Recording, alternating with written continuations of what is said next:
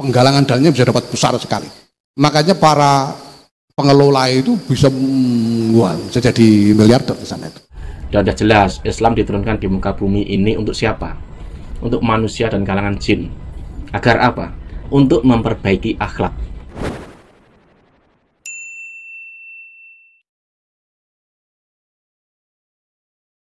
Demo-demo, protes-protes itu jelas diperlukan.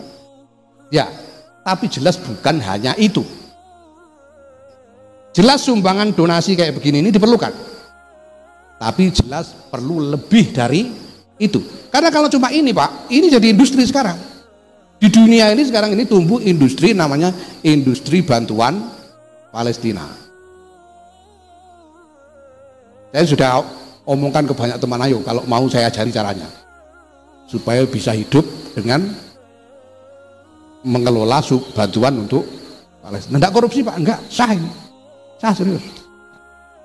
Gimana caranya? Sudah ini saya bikin aja nanti supaya umum, banyak orang yang ini ya. Ini ijazah umum.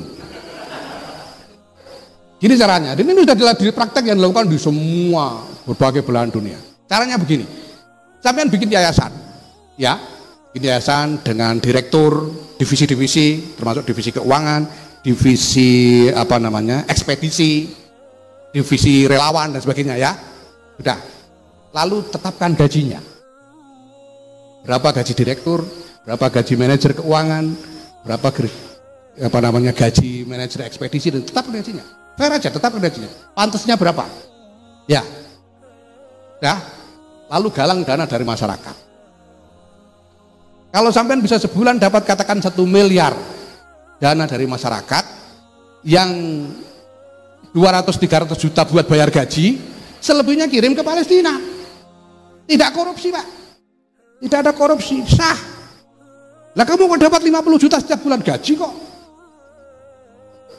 gaji sah ya. Nah ini yang belum punya kerjaan-kerjaan ini bisa dipraktekkan nanti ya. Jadi gitu caranya, enak, kirim aja. Sekarang bagian ekspedisi, bagian relawan, semuanya butuh biaya, harus dibiayai. Duit dari mana? Kalau enggak dari penggalangan dana. Nah, saya tidak tahu ini nanti disalurkan kemana, tapi nanti pasti masuk di dalam manajemen itu. Dan ini sudah menjadi industri besar. Ini kan ada wilayah-wilayah yang renes, ada yang nggak pakai renes. Indonesia ini nggak pakai renes aja nih gitu. Yang renes itu bangsa Inggris, Kanada itu renes. Jadi penggalangan dananya bisa dapat besar sekali. Makanya para pengelola itu bisa jadi miliarder di sana itu. Tapi tidak masalah karena nggak ada korupsi, nggak ada korupsi. Ya. Tapi bisnis ini hanya akan bertahan hidup selama orang Palestina masih menderita. Kalau orang Palestina sudah sejahtera, bisnisnya mati. Itu masalahnya. Nah, maka kita perlu lebih dari ini.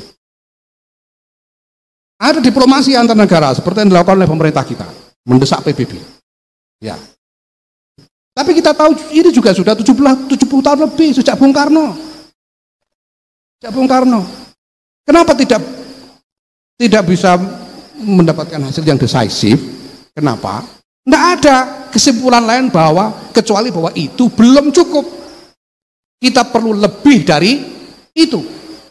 Kita perlu lebih dari sekedar demo, kita perlu lebih dari sekedar penggalangan dana, kita perlu lebih dari sekedar diplomasi antar pemerintahan. Kita perlu lebih.